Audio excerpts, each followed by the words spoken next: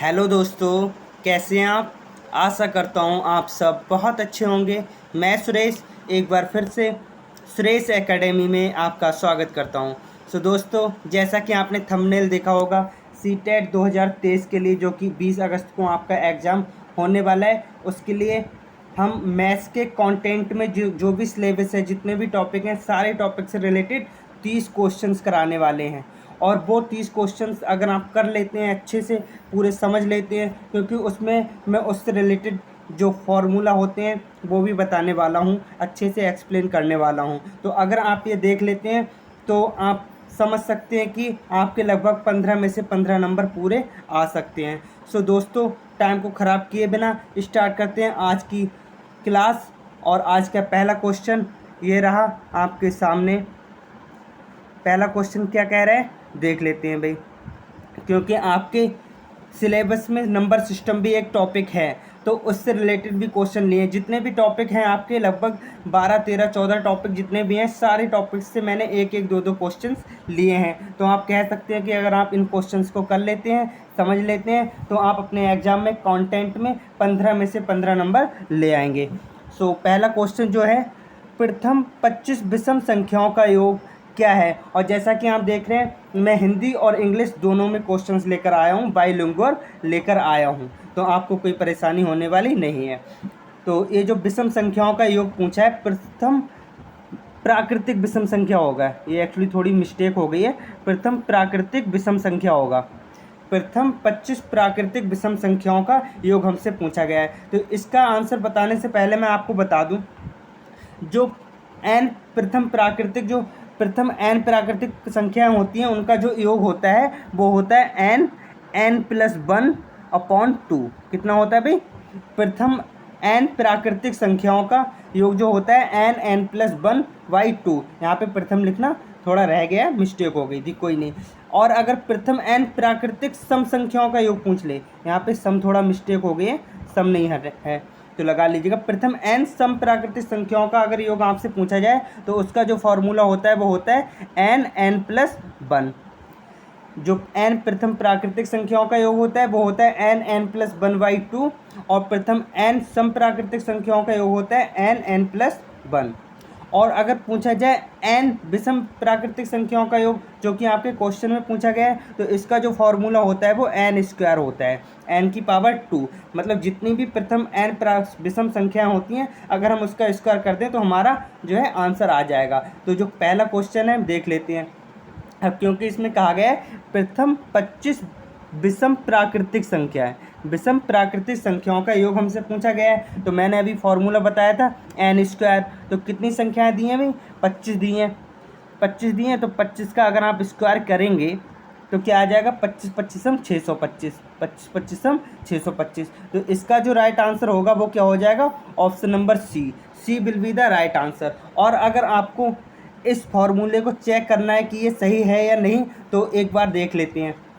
मान लीजिएगा प्रथम दो प्राकृतिक संख्याएं, जो कि हमें पता है 1 और 3 दो प्राकृतिक संख्याएं, प्रथम दो प्राकृतिक संख्याएं। तो n कितना आ रहा है भाई? 2 है प्राकृतिक संख्या है, तो अगर हम 2 का स्क्वायर करेंगे तो हमारा 4 आ रहा है, और 1 और 3 को हम जोड़ रहे हैं तो 4 ही आ रहा है। तो कहीं ना कहीं हम कह सकते हैं जो हमारा फॉर्मूला है प्रथम n विषम संख्याओं का n² बिल्कुल सही है। तो इस क्वेश्चन का जो आंसर आया है वो option number C will be the right answer. आगे बढ़ते हैं नेक्स्ट क्वेश्चन, जो कि आपकी परीक्षा की दृष्टि से बहुत ही ज़्यादा इंपॉर्टेंट होने वाले हैं। इस क्वेश्चन के ऑप्शन नेक्स्ट पेज पे चले गए हैं, तो थोड़ा छोटा कर लेते हैं, ठीक है। ये रहा आपका क्वेश्चन। यदि संख्या ये है पूर्णतः 8 से विभाजित है, तो k का मान क्या होगा? ऐसे क्वेश्चंस ही आपके एग्जाम में आते हैं, और जो भी क्वेश्चंस मैं लेके आया हूँ कहीं ना कहीं आपके प्रीवियस ईयर में आए हुए क्वेश्चन हैं। तो इसमें हमसे पूछा गया है 8 से विभाजित है, तो इसमें k की वैल्यू हमसे पूछी गई है। तो कोई नहीं, इसके लिए हमें क्या पता होना चाहिए भाई? डिविजिबिलिटी रूल पता होना चाहिए, विभाज्यता के रूल पता होने चाहिए। तो मैं एक बार में सब बता दे रहा हूँ आपको। अगर आपसे 2 का पूछा जाए, अगर आपको 2 से देखना है, इसका तो आंसर मैं बता दूंगा, इसका आंसर मैं बता दूंगा, लेकिन मैं सारे रूल बता दे रहा हूँ।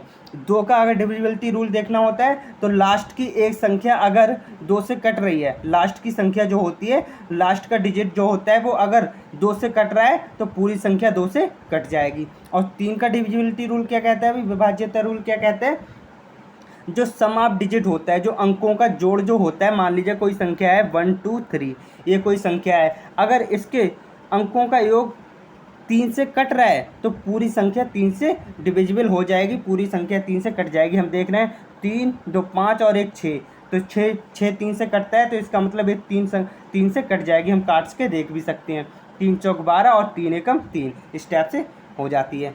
और अगर इसमें अगर कोई संख्या होती 1 2 4, तो हम लास्ट की संख्या देखते हैं कि 2 से कट रही है, तो 2 से कट रही है, 2 दूनी 4, तो इसका मतलब पूरी संख्या जो है 2 से कट जाएगी।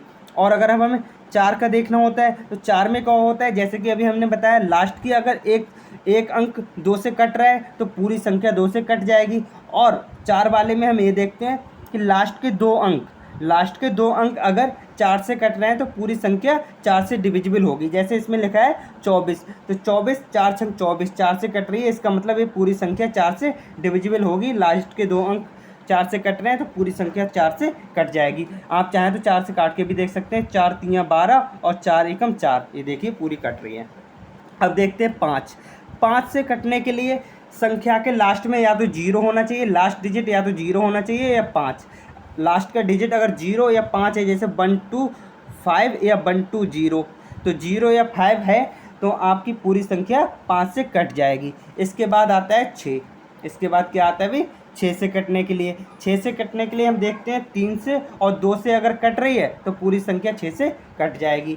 ठीक है, उसके बाद हम देख लेते हैं, अब क्योंकि 8 ही दिया है, 7 का भी है, 7 के लास्ट डिजिट का डबल करके हम करते हैं ना, तभी आ जाता है। फिलहाल तो 8 का जो हमसे पूछा गया है वो हम देख लेते हैं। तो लास्ट की, जैसे कि अभी मैंने 2 का बताया, 2 की अगर लास्ट का एक डिजिट 2 से कट रहा है तो पूरी संख्या 2 से कट रही है, जैसे कि ये थी 1 2 4। अगर लास्ट की एक डिजिट जो 4 है वो 2 से कट रहा है तो पूरी संख्या 2 से कट जाएगी। और 4 में देखते हैं, और लास्ट के 2 डिजिट 4 से कट रहे हैं तो पूरी संख्या 4 से कट जाएगी। और अगर 8 से देखना होता है तो हम देखते हैं, अगर लास्ट के 3 डिजिट 8 से कट रहे हैं, लास्ट के 3 अंक अगर 8 से कट रहे हैं तो पूरी संख्या 8 से कट जाएगी। अब हम इसमें यही देखेंगे। इसके अलावा मैं 9 का भी बता दूं, 9 का जो होता है, अगर इसका जैसे हमने 3 का देखा था, सम ऑफ डिजिट, अंकों का योग अगर 3 से कट रहा है तो 3 से डिविजिबल होगी पूरी संख्या। ऐसे ही अंकों का योग अगर 9 से कट रहा है, 9 से डिविजिबल है, तो वो पूरी संख्या 9 से डिविजिबल होगी। इसमें हमसे 8 से पूछा गया है तो 8 का देख लेते हैं। जैसा कि अभी हमने बताया, लास्ट के अगर 3 अंक 8 से कट रहे हैं, लास्ट के 3 डिजिट अगर 8 से डिविजिबल हैं तो पूरी संख्या 8 से डिविजिबल होगी। तो इसमें हम देख लेते हैं, लास्ट के जो 3 डिजिट हैं वो क्या क्या दिए हैं भाई, देख लेते हैं। 7 3 और के दिए हैं भाई। पहली वाली सब भूल जाइए और इसको देख लीजिएगा, 8 से डिविजिबल करके देखिएगा। 8 नेम 72, 8 नेम 72 और बचा 1, तो 1 के आगे कितने होने चाहिए कि भाई 8 से कट जाए। तो आपको पता होगा भाई 1 के बाद 10 से 20 के बीच 16 ही ऐसी संख्या है जो 8 से कटती है। तो कहीं ना कहीं अगर हम के की जगह 6 रख दें तो 8 से पूरा कट जाएगा, 8 दूनी 16। इसके अलावा कोई भी संख्या रखेंगे तो वो नहीं कट पाएगी। तो इसका जो राइट आंसर हो जाएगा, तो के इक्वल टू भाई क्या आ गया 6, तो C will be the right answer, C will be the right answer, 6 इसका राइट आंसर हो जाएगा। आगे बढ़ते हैं नेक्स्ट क्वेश्चन। नेक्स्ट क्वेश्चन क्या है भाई, ये भी देख लेते हैं। इस टाइप के क्वेश्चन भी आपके एग्जाम में आते हैं, तो जो क्वेश्चन आपके एग्जाम में आते हैं वही मैं करा रहा हूँ आपके लिए। ठीक है, यदि ये संख्या में 2 3 तथा 5 के स्थानीय मानों का गुणनफल किसके बराबर है, ये हमसे पूछा गया है। यदि कोई ये संख्या हमें दी गई है, उसमें 2 3 और 5 के स्थानीय मान, हमें क्या निकालना है, प्लेस वैल्यू निकालनी है, और फिर उसका गुणनफल किसके बराबर होगा हमें ये बताना है। ए के बराबर, बी के बराबर, सी या डी के बराबर, किसके बराबर होगा, ये हमसे पूछा गया है गुणनफल, ना कि योगफल। हमसे गुणनफल पूछा गया है तो हम गुणनफल निकालने के लिए पहले तो हम इसके स्थानीय मान देखेंगे। तो भाई देख लेते हैं पहले 2 का स्थानीय मान क्या होगा भाई, 2 ही होगा। 2 का स्थानीय मान 2 ही होगा, क्योंकि जिस डिजिट का हम देखते हैं स्थानीय मान, उसके आगे जितने अंक होते हैं उतने ही हम 0 लगा देते हैं। तो हमें क्योंकि इसका क्या करना है, गुणनफल निकालना है, तो 2 गुणा फिर 3 का क्या होगा, 3 के बाद क्या है भाई 1 2 अंक हैं, तो यानी कि 2 0 लगा देंगे, ये हो गया भाई। और इसके अलावा 5 5 का निकालने के लिए 5 के आगे कितने डिजिट हैं, अंक हैं, 1 2 3, 3 अंक हैं, यानी कि 5 के बाद हमें कितने जीरो लगाने हैं, 3, 1 2 और 3 जीरो लगा दिए। अब हमें इनका गुणनफल निकाल लेना है, इनकी गुणा कर लेनी है। तो कोई बात नहीं, 2 3 6 और 6 पंजे 30, कितने हो गए भाई, 6 पंजे 30। इसके अलावा जो ये जो जीरो दिए हैं वो लिख लेते हैं, 1 2 3 4 5, तो 1 2 3 4 5, ठीक है। तो ये जिस ऑप्शन में दिया होगा वही हमारा आंसर हो जाएगा। ये तो भाई 3 के बाद 4 जीरो दिए हैं, ये तो हो ही नहीं सकता, ये भी नहीं हो सकता, ये भी नहीं हो सकता। जो हमारा ऑप्शन नंबर ए है यही हमारा 30 lakh will be the right answer. तो A will be the right answer. आगे बढ़ते हैं नेक्स्ट क्वेश्चन। नेक्स्ट क्वेश्चन जो हमारा है क्वेश्चन नंबर 4, ये क्या कह रहा है देख लेते हैं अभी, क्योंकि इस टाइप के भी क्वेश्चन आपके एग्जाम में आते हैं।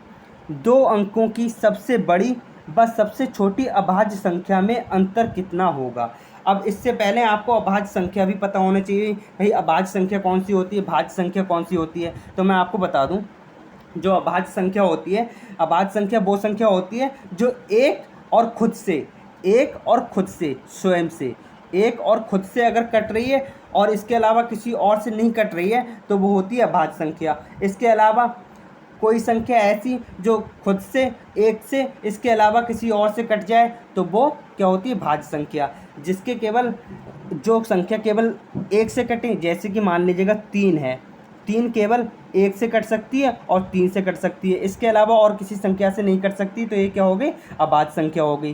केवल इसके 2 फैक्टर हों, एक तो एक हो और एक वो स्वयं हो, केवल 2 फैक्टर, मैक्सिमम 2 फैक्टर जिसके होते हैं, मैक्सिमम ज़्यादा से ज़्यादा 2 फैक्टर जिसके होते हैं वो होती है भाज्य संख्या, और 2 से ज़्यादा जिसके फैक्टर होते हैं वो क्या होती है, हमारी भाज्य संख्या। तो इसमें हमसे अभाज्य संख्या पूछी गई है। तो अब इसमें ये पूछा गई भी कि 2 अंकों की सबसे छोटी अगर अभाज्य संख्या देखी जाए तो 10 तो है नहीं, 10 के बाद 11 हम देख लेते हैं। 11 हम कह सकते हैं कि 11 जो है किसी से नहीं कट रही, एक से कट रही है और 11 से कट रही है, इसके अलावा किसी से नहीं कट रही, तो ये हमारी होगी अभाज्य संख्या। इसके अलावा हमसे पूछा गया सबसे बड़ी और सबसे छोटी, ये तो सबसे छोटी होगी। सबसे बड़ी जो हमारी अभाज्य संख्या होती है वो कितनी होती है भाई, 99 तो होती नहीं है, 99 तो होती नहीं है, 3 से डिविजिबल है, 98 भी नहीं होती है, 2 से डिविजिबल है, तो हमारी क्या होती है भाई 97 होती है। कितनी होती है, 97। अब इसका क्या पूछा गया है, अंतर पूछा गया है। तो 97 में से हम छोटी संख्या अगर घटा दें तो हमारा जो आंसर आ जाएगा 6 8 86 जो हमारा होगा भाई हमारा राइट आंसर हो जाएगा। Option number B will be the right answer. आशा करता हूँ आपको समझ में आ रहा होगा। अगर आपको समझ में आ रहा है तो आप वीडियो को लाइक करें, क्लास को लाइक करें, और अगर आप चैनल पे नए हैं तो चैनल को सब्सक्राइब जरूर कर लें, ठीक है। तो आगे बढ़ते हैं नेक्स्ट क्वेश्चन। नेक्स्ट क्वेश्चन इसके ऑप्शन नेक्स्ट पेज पे पहुंच गए तो थोड़ा छोटा कर लेते हैं, ठीक है। देख लेते हैं क्वेश्चन नंबर 5 क्या कह रहे हैं।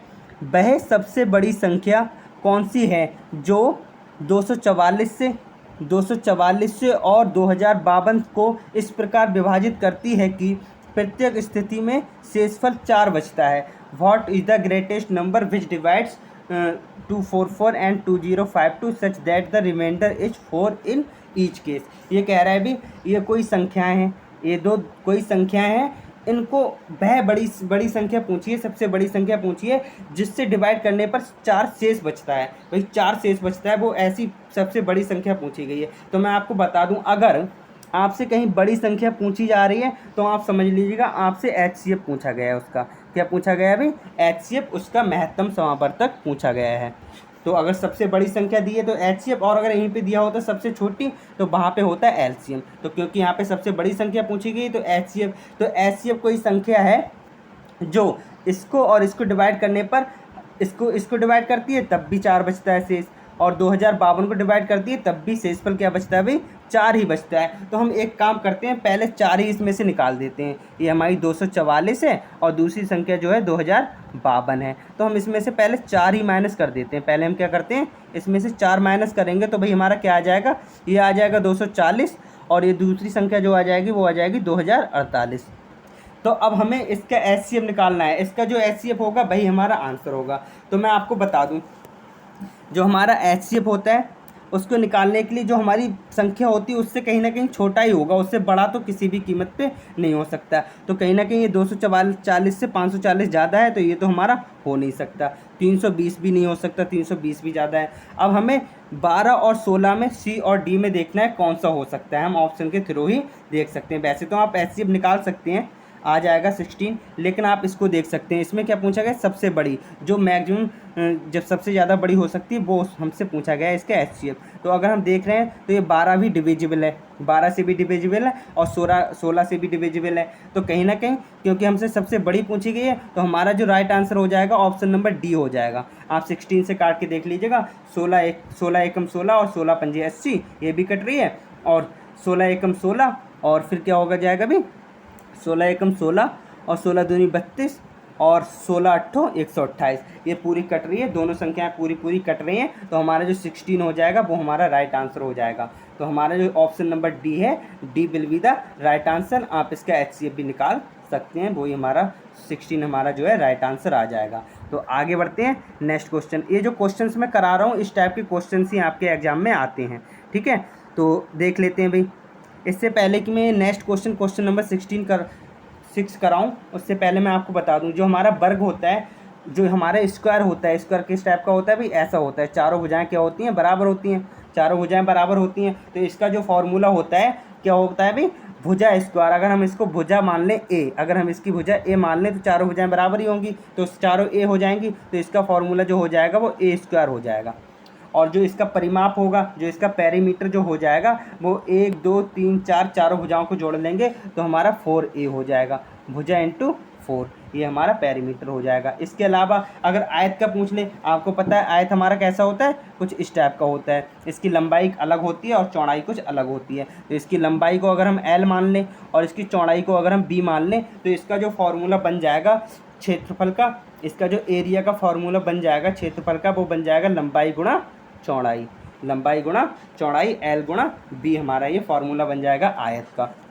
इसके अलावा अगर इसका परिमाप पूछ ले, अगर इसका परिमाप पूछ ले तो आप देख रहे हैं एक लंबाई ये दी है, एक लंबाई ये दी है, और एक चौड़ाई ये दी है और एक चौड़ाई ये दी है। तो अगर हम इसका परिमाप निकालें, अगर इसका हम परिमाप निकाल लें आयत का, तो हमारा जो आ जाएगा 2l प्लस 2b, या हम इस टाइप से भी कह सकते हैं 2 कॉमन लेके a प्लस b, ये हमारा परिमाप का फॉर्मूला हो जाएगा आयत का, ठीक है। अब नेक्स्ट जो हमारा दिया है वो दिया है घन।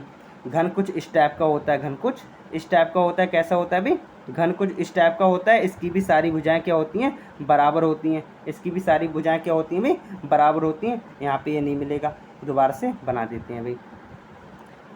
ये जो घन होता है, इसकी घन की भी चारों भुजाएं क्या होती हैं भाई, बराबर होती हैं।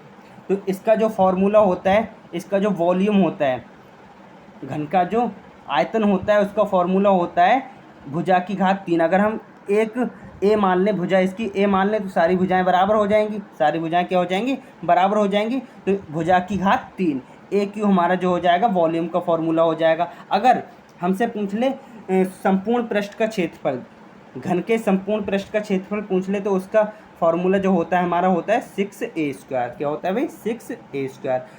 इसके अलावा अगर हम घनाभ का देख लें, तो घनाभ का क्षेत्रफल जो आयतन होगा वो क्या हो जाएगा भाई, इसमें लंबाई चौड़ाई और ऊंचाई तीनों अलग अलग होती हैं। क्या होती है, लंबाई को l मान लें, चौड़ाई को b मान लें और ऊंचाई को h मान लें, तो इसका जो फॉर्मूला हो जाएगा आयतन का l गुणा b गुणा h, LVH हम इसे कह सकते हैं। और अगर इसका संपूर्ण पृष्ठ का क्षेत्रफल पूछ लिया जाए, अगर घनाभ के संपूर्ण पृष्ठ का, ये तो हो गया आयतन, अगर संपूर्ण पृष्ठ का क्षेत्रफल पूछ लिया जाए तो इसका जो फॉर्मूला हो जाएगा 2 × LV plus BH plus HL, ये हमारा क्या हो जाएगा, संपूर्ण पृष्ठ का फॉर्मूला हो जाएगा, ठीक है। तो अब देखते हैं हम क्वेश्चन नंबर 6। क्वेश्चन नंबर 6 क्या कह रहा है, देख लेते हैं। अब हमें फार्मूला सारे पता चल गए, अब हम आसानी से कर लेंगे।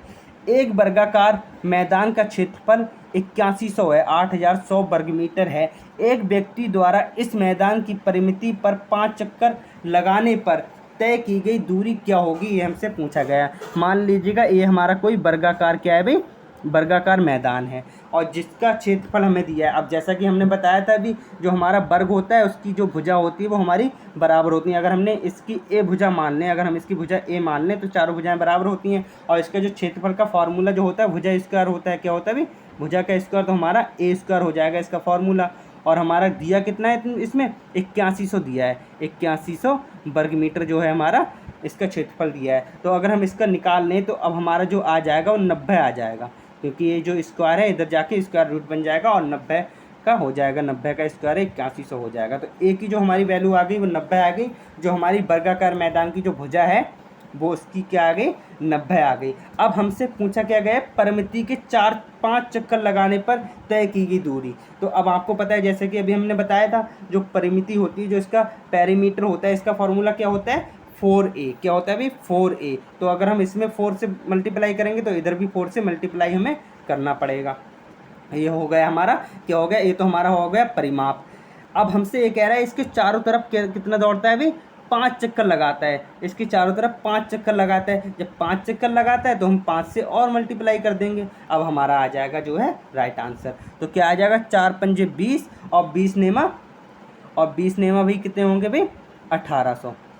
1800 हमारा क्या आ गया, 1800 मीटर जो है हमारा राइट आंसर आ गया। लेकिन इसमें हमसे क्या पूछा गया अभी, हमारा जो राइट आंसर जो आया 1800 मीटर आया है। कितना आया भाई 1800 मीटर आया। लेकिन हमसे 1800 मीटर तो इसमें दिया नहीं है भाई, 1800 मीटर तो कहीं दिया नहीं है। लेकिन इसमें अब हम किलोमीटर में बदल लेंगे, क्योंकि ये तो 180 मीटर है, 1800 मीटर तो है नहीं, तो ये तो हमारा हो नहीं सकता, ये भी नहीं हो सकता। अब हम देख लेते हैं इसको किलोमीटर में बदल के। अब किलोमीटर में बदलने के लिए हमें क्या करना पड़ेगा भाई, 1000 से क्या करना पड़ेगा, भाग करना पड़ेगा। अभी मैं इसको millimetre, centimetre, decimetre, kilometre, metre सारा सब कुछ कराऊंगा, कैसे कब होता है और कितने से मल्टीप्लाई करने पे होता है।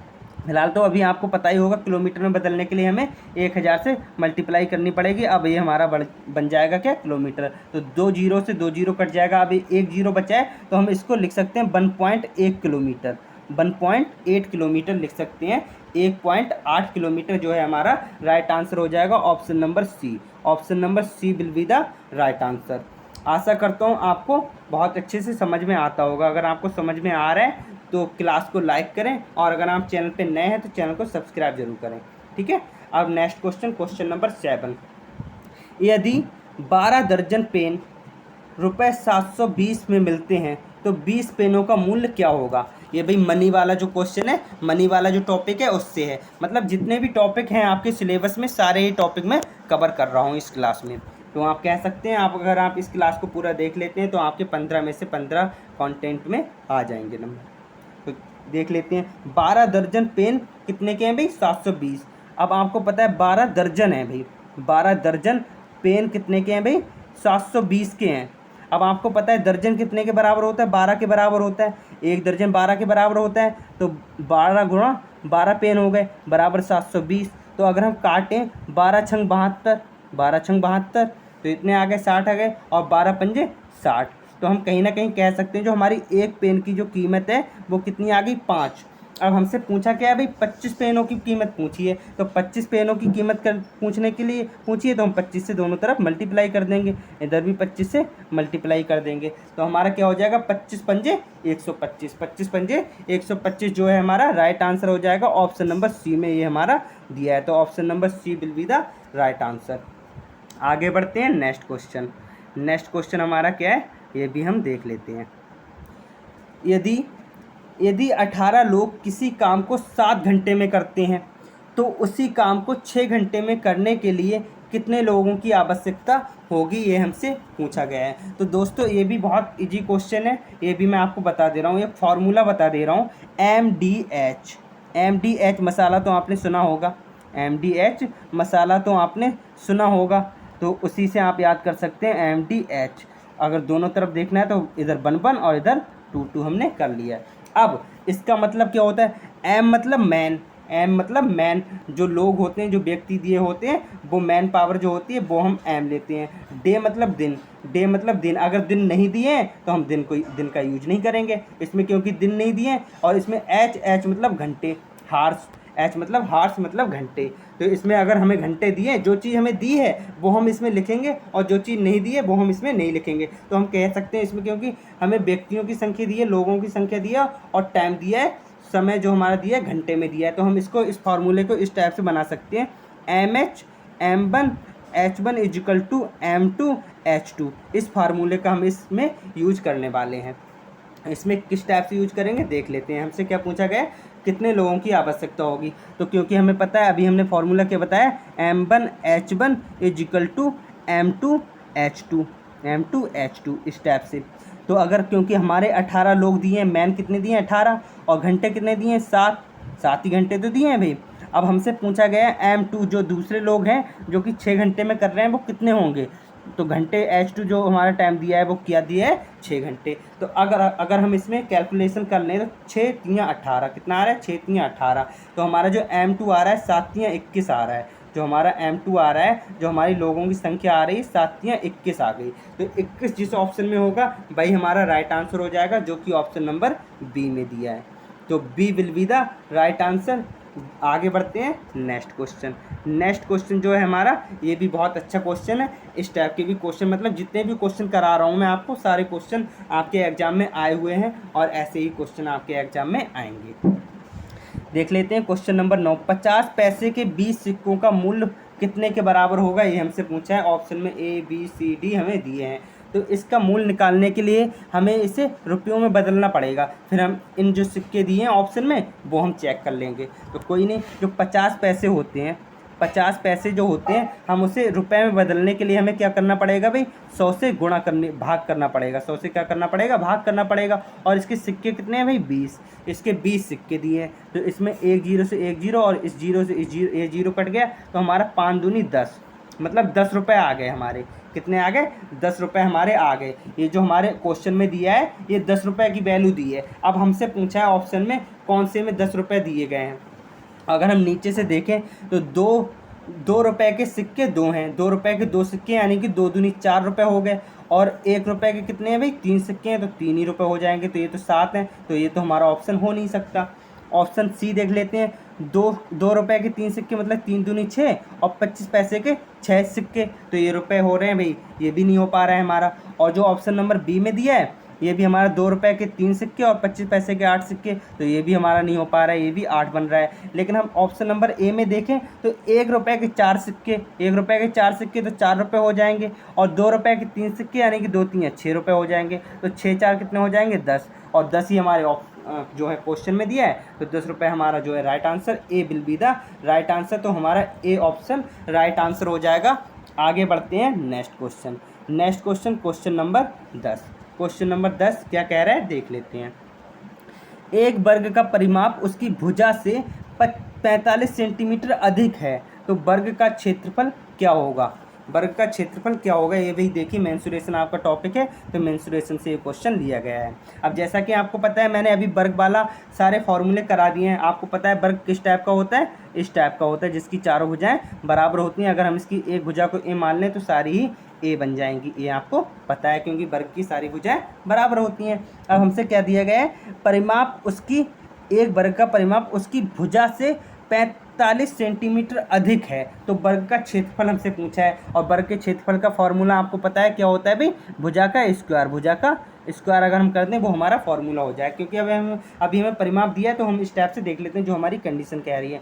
ये कह रहा है एक वर्ग का परिमाप, वर्ग का परिमाप क्या होता है, भुजा की गुणा 4 से कर दें तो वही तो हमारा परिमाप होता है। अभी तो मैंने बताया है।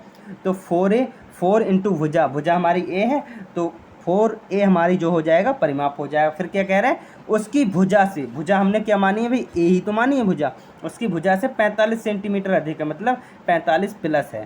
तो ये हमारी जो है कंडीशन दी है। अब इससे हम क्या करेंगे, भुजा निकाल लेंगे, फिर हम क्षेत्रफल भी निकाल लेंगे उससे। तो अगर हम 4a माइनस ए कर दें, ए इधर आ जाएगा तो इक्वल टू 45 हो जाएगा। ये बचेगा 3a बराबर 45, बराबर क्या बचेगा भाई 45, 3a के बराबर 45। तो हम काटेंगे तो 3 एकम 3 और 3 पंजे 15, तो a की वैल्यू जो है हमारी कितनी आ गई, 15 आ गई। जो हमारी भुजा आ गई वो कितनी आ गई भाई, 15 आ गई। अब हमसे क्या पूछा गया है, वर्ग का क्षेत्रफल पूछा गया है। अब जैसा कि आपको पता है वर्ग के क्षेत्रफल का फॉर्मूला क्या होता है भाई, वर्ग के क्षेत्रफल का फार्मूला होता है भुजा स्क्वायर। मतलब हमने यहाँ पे भुजा मानी है ए, तो ए स्क्वायर जो है हमारा राइट आंसर हो जाए, मतलब जो है क्षेत्रफल हो जाएगा। तो भुजा हमारी 15 दी है, तो 15 का स्क्वायर अगर हम कर लें, 15 का स्क्वायर अगर हम कर लें तो 15 225, आपको पता होगा। तो ये हमारा option number C will be the जो है राइट आंसर हो जाएगा। इसका जो क्षेत्रफल आ गया वो कितना आ गया 225, जो कि ऑप्शन नंबर सी में दिया है, यही हमारा राइट आंसर होगा। तो आगे बढ़ते हैं नेक्स्ट क्वेश्चन। Question number 11।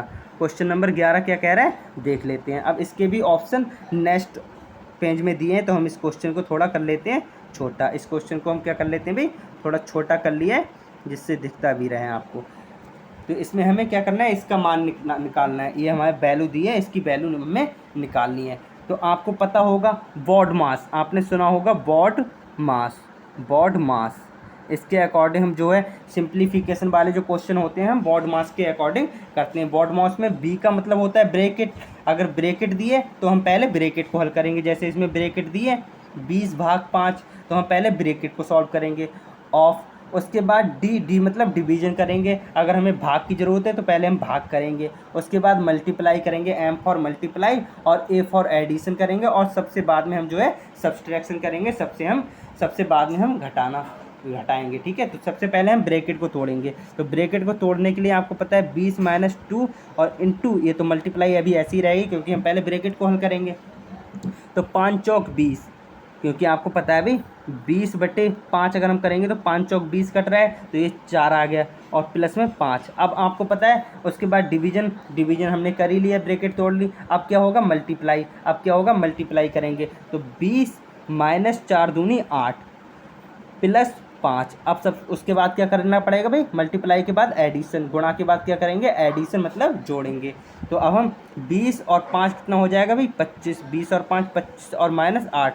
सबसे बाद में हम सब्सट्रैक्शन यानी कि घटाएंगे। तो 25 में से 8 जाएंगे तो हमारा आ जाएगा 17। तो 17 जिस ऑप्शन में होगा भाई हमारा राइट आंसर हो जाएगा। तो ऑप्शन नंबर बी में हमारा 17 दिया है, तो यही हमारा जो है राइट आंसर हो जाएगा। आशा करता हूँ आपको अच्छे से समझ में आ गया होगा। और अगर समझ में आ रहा है तो आप क्लास को लाइक करें और अपने दोस्तों के साथ शेयर करें, क्योंकि आपको पता है मैंने बताया था अगर हम अपने नॉलेज को दूसरों के साथ शेयर करेंगे, बांटेंगे दूसरों के साथ, तो हमारी नॉलेज बढ़ती है। तो अगर आपको पसंद आ रही है क्लास तो दोस्तों के साथ शेयर करें, और अगर आप चैनल पे नए हैं तो चैनल को सब्सक्राइब जरूर कर लें। ठीक है, तो आगे बढ़ते हैं नेक्स्ट क्वेश्चन जो होने वाला है क्वेश्चन नंबर 12। तो क्वेश्चन नंबर 12 क्या कह रहा है ये भी हम देख लेते हैं। यदि कुछ संख्या में पुरुष एक होटल में जाते हैं, किसी संख्या में मतलब मान लो कितने भी पुरुष, मान लीजिएगा n पुरुष किसी होटल में गए, तो तब प्रत्येक ने उतने ही रुपए खर्च किए जितने पुरुष थे। मान लीजिएगा n लोग थे, मान लीजिए कितने लोग थे n लोग थे। अब n लोग थे, अब जितने लोग थे उतने ही उन्होंने पैसे खर्च किए। मान लो n ही उन्होंने पैसे खर्च किए, तो यदि खर्च किया गया धन जो है वो कितना है 9025 है। कितना है भाई 9025 है। जितने लोग थे उतने ही पैसे खर्च किए, तो उनकी दोनों की मल्टीप्लाई हो जाएगी तभी तो हमारा आ जाएगा। जो टोटल धन हो रहा है वो कितना हो रहा है 9025 खर्च हो रहा है। तो 9025 खर्च हो रहा है मतलब ये n² बन गया। n² यानी कि 9025 किसी ना किसी का स्क्वायर रूट होगा। तो हम ऑप्शन से देख लेते हैं। इसमें लास्ट में 2 है तो 102 है, यानी कि 2 दूनी 4 लास्ट में होना चाहिए। तो ये तो हो नहीं सकता भाई, ये तो हो नहीं सकता। इसमें 0 है लास्ट में, तो स्क्वायर करेंगे तो हमारा जो है 0 ही आ जाएगा। तो ये भी हमारा बी भी नहीं हो सकता, ए भी नहीं हो सकता। और डी जो है इसमें 9 है लास्ट में, तो 9 में 81 यानी कि 1 आएगा, तो इसमें 1 भी नहीं है। तो हमारा क्या बचा 95 पचम 25, ये हमारा जो है राइट आंसर हो जाएगा। C will be the right answer. इसके अलावा मैं आपको बता दूं स्क्वायर करने की एक शॉर्ट ट्रिक। अगर आपके जो संख्या दी है उसके लास्ट में अगर 5 है, मान लीजिएगा ये 45 है, मान लीजिएगा 45 दी है, मान लीजिएगा 55 दी है, मान लीजिएगा 35 दी है, मान लीजिएगा 95 दी है, तो इसमें आप क्या करेंगे, बहुत आसान है इसका तरीका। मान लीजिएगा ये 35 दी है, तो 35 अगर दी है लास्ट में 5 दिया है, तो इसका अगर हम स्क्वायर करेंगे तो कैसे करेंगे, कुछ इस टाइप से करेंगे। अगर 5 दिया है लास्ट में तो हम पहले लिख लेंगे 25, और ये जो संख्या दी है राइट साइड में, जो लेफ्ट साइड में जो संख्या दी है 3, इसके ठीक आगे कौन सी संख्या आती है भाई, ठीक आगे इसके आती है 4। तो इसके ठीक आगे वाली संख्या से हम मल्टीप्लाई करके यहाँ पे लिख देंगे भाई हमारा स्क्वायर हो जाएगा 4 तियाँ 12। तो यहाँ पे हम लिख देंगे 4 तियाँ 12। तो 12 से 25 आप कैलकुलेटर से कैलकुलेशन करके देख लीजिएगा, यही आएगा। इसके अलावा 45 का करेंगे तो जैसा कि मैंने बताया 5 है लास्ट में, तो इसका स्क्वायर करने के लिए हम क्या करेंगे 25 लिख लेंगे, और 4 के आगे कौन सी संख्या है भाई 5, तो 4 पंजे 20, ये जो है हमारा राइट आंसर आ जाएगा। 55 है तो 55 में हम 25 का लिखेंगे, और इसका स्क्वायर करने के लिए 5 आगे है तो 25 लिखेंगे, और 5 के ठीक आगे क्या है भाई, जो लेफ्ट साइड में जो अंक होता है उसके ठीक आगे वाला अंक से हम क्या कर देते हैं मल्टीप्लाई करके लिख देते हैं, तो 5 छक्का 30, तो इसका जो आ जाएगा 30 25 आ जाएगा। और 95 जो कि अभी ऑप्शन में दिया था, अभी जो दिया गया था, तो 95 का जो निकालने के लिए हम क्या करेंगे भाई, जैसा कि अभी मैंने बताया था, जिसके लास्ट में 5 दिया है उसकी अगर हमें स्क्वायर निकालना है तो हम क्या करते हैं भाई, 5 है लास्ट में तो 25 लिख लिया, और जो लेफ्ट साइड में जो संख्या होती है उसके ठीक आगे वाली संख्या से मल्टीप्लाई कर देते हैं, तो 9 के आगे क्या होती है 10, तो 9 दसावन 90, तो 90 25 जो है 95 का वर्ग आ गया, तो ये हमारा जो है राइट आंसर हो गया। तो आगे बढ़ते हैं नेक्स्ट क्वेश्चन। आपको बता दूं हमारी जो वास्तविक संख्या होती है, जो रियल नंबर होता है, क्या होता है भाई, जो रियल नंबर होते हैं वो 2 टाइप के होते हैं। कितने प्रकार के होते हैं भाई, 2 टाइप के होते हैं। एक होता है परिमेय संख्या जिसे हम रेशनल संख्या कहते हैं, और एक होती है अपरिमेय संख्या जिसे हम इर्रेशनल संख्या कहते हैं। यहाँ पे सॉरी इर्रेशनल होगा, यहाँ पे क्या होगा इर्रेशनल, यहाँ पे थोड़ी मिस्टेक हो गई है, यहाँ पे इर्रेशनल संख्या होगा। अपरिमेय संख्या को हम क्या कहते हैं भाई, इर्रेशनल। तो जो हमारी परिमेय संख्या वो होती है जिसे हम P/Q की फॉर्म में लिख सकते हैं, P/Q की फॉर्म में लिख सकते हैं, वो हमारी होती है जिसमें P जो Q है Q नॉट इक्वल टू 0 होता है, Q जो होता है वो नॉट इक्वल टू 0 होता है। इसके अलावा आपको ये याद होना चाहिए कि इसकी जो वो संख्या होगी जो रिपीटेड हो, जो कि रिपीटेड हो, कहीं ना कहीं आप कह सकते हैं जिस संख्या को P/Q की फॉर्म में लिख सकते हैं वो हमारी परिमेय संख्या होती है, और जिसको P/Q की फॉर्म में नहीं लिख सकते वो हमारी अपरिमेय संख्या होती है। जिसे हम P/Q की फॉर्म में लिख सकते हैं, P/Q की फॉर्म में लिख सकते हैं, वो रेशनल संख्या परिमेय संख्या होगी, और जिसे नहीं लिख सकते हैं वो हमारी इर्रेशनल होती है। तो जैसे उदाहरण के लिए मैं आपको बता दूं 5/3, 4/3 ये हमारी क्या हो जाएंगी परिमेय संख्या। लेकिन जो अपरिमेय संख्या के जो एग्जाम्पल होंगे वो मैं आपको बता दूं √2 पॉइंट में ये रहेगी, ये P/Q की फॉर्म में नहीं लिख सकते हैं।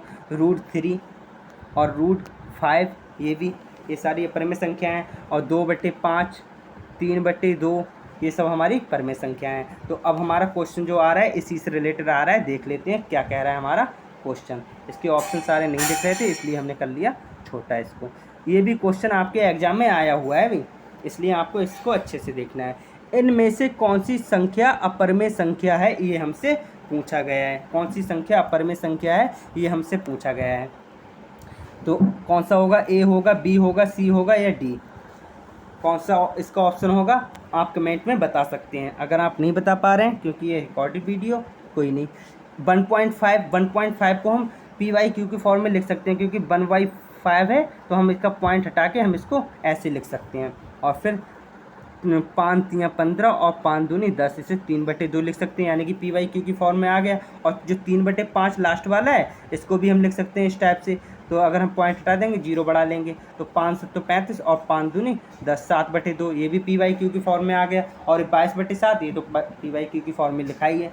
और अब आप देखते होंगे भाई ये पाई है और ये 22/7 है। अब आपको पता होगा कि भाई पाई की जो वैल्यू होती है वो तो 22/7 होती है, वो तो 22/7 होती है। लेकिन मैं आपको बता रहा हूँ जो 22/7 है पाई की एग्जैक्ट वैल्यू नहीं है। पाई की जो एग्जैक्ट वैल्यू है वो तो आज तक कोई बता ही नहीं पाया, आप ये समझ लीजिएगा। इसकी जो एग्जैक्ट वैल्यू होती है वो बार बार रिपीट नहीं होती है, हर बार नहीं आती। जैसे 3.1428 इस टाइप से है। इसके जो पाई की जो वैल्यू याद करने वाले हैं 45,000 अंकों तक, वो कृष्णदेव हैं हमारे इंडिया के। इसके अलावा और भी रहे होंगे, बाकी का इसकी जो वैल्यू होगी पाई, क्योंकि ये रिपीटेड नहीं है। और 22/7 आप देखते होंगे ये 22/7 की वैल्यू जो होती है वो पाई की वैल्यू ही होती है। तो यहाँ पे 22/7 तो नहीं है फिलहाल, क्योंकि 22/7 जो है वो कहीं ना कहीं आगे जाके रिपीट हो जाती है, कहीं ना कहीं आगे जाके क्या हो जाती है, रिपीट हो जाती है। तो इसका जो राइट आंसर हो जाएगा वो पाई हो जाएगा। अभी मैं आपको बताना भी चाह रहा था, मैं चाहता तो इसमें आपको बता देता, जो हमारी पाई होती है वो क्या होती है, अपरिमेय संख्या होती है। पाई हमारी क्या होती है, अपरिमेय संख्या होती है। ये आप बहुत अच्छे से याद रखना, क्योंकि ये क्वेश्चन आपके एग्जाम में आ चुका है तो फिर से आने के चांसेस बन सकते हैं।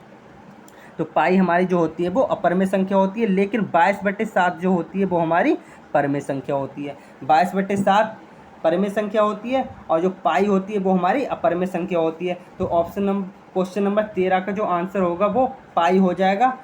पाई हमारी क्या हो जाएगी, अपरिमेय संख्या हो जाएगी। बाकी जो हमारी दी गई हैं वो परिमेय संख्या हैं, जैसे कि अभी मैंने आपको बताया जो पी वाई क्यू की फॉर्म में लिखी जा सकती हैं वो परिमेय संख्या होती हैं और जो नहीं लिखी जा सकती हैं वो अपरिमेय संख्या होती हैं। तो आगे देख लेते हैं नेक्स्ट क्वेश्चन देखने वाले हैं अब हम। उससे पहले हम जान लें फ्रैक्शन जो हमारी भिन्न होती है वो एक्चुअली में होती क्या है।